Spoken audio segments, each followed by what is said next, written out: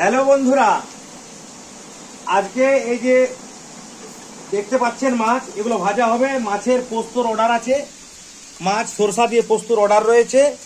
এই যে মাছ দেখুন, এই মাছের পোস্তর অর্ডার রয়েছে, সেই মাছগুলো এখন ভাজছি। তারপরে মাছ পোস্ত হবে। আর মাংসের অর্ডার আছে, মাংসের ঝোলের অর্ডার আছে। 2 কেজি মাংস রান্নার ঝোল, 2 কেজি মাংস রান্না করব। এই যে এখন মাছ ভাজছি, মাছ ভাজা হয়ে গেলে মাছ পোস্ত করে দেব। তারপরে মাংসটা শুরু করে দেবো। প্রেসারে সিদ্ধ করতে দিয়ে দিয়েছি, প্রেসারে সিদ্ধ হচ্ছে। মাছের সরষা পোস্ত এবার বানাচ্ছি। আপনারা দেখুন, প্রথমে তেল দিয়ে দিলাম কড়াই, সরষের তেল। এই যে কড়াই সরষের তেল দিয়ে দিচ্ছি।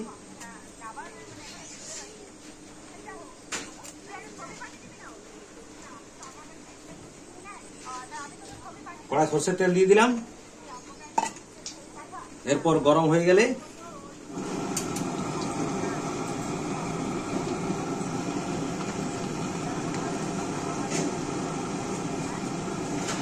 অল্প কালো জিরে দিয়ে দিলাম।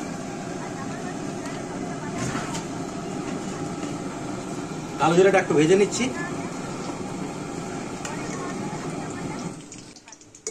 এরপরে এই যে পোস্ত দিয়ে দিচ্ছি,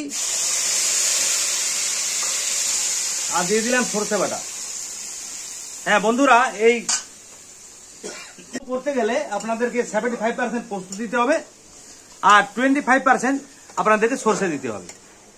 এবং এর সাথে আমার সিক্রেট মশলা রয়েছে, হলুদ রয়েছে, কাঁচা লঙ্কা বাটা অল্প দেওয়া হয়েছে। এবং এটা এবারে কষে নিব, কিছুক্ষণ ধরে কষবো এবারে। হ্যাঁ, পোস্ত সরষে ফুটে উঠেছে বন্ধুরা। এরপর আমি মাছগুলোকে ছেড়ে দিব।